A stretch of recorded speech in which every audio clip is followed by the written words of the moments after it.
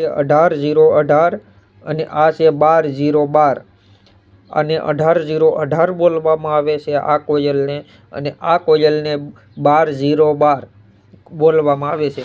પણ આ કોયલમાં દોસ્તો આ 18-0-18માં હું 2-3 લોકોને પણ ટીવીયુ રિપેરિંગ વાળા પણ જઈ આવેલો, પણ એ લોકોને પણ આમાં હેર હુજી નથી કે કેવી રીતે આમાં રેક્ટિફાયર બનાવવું।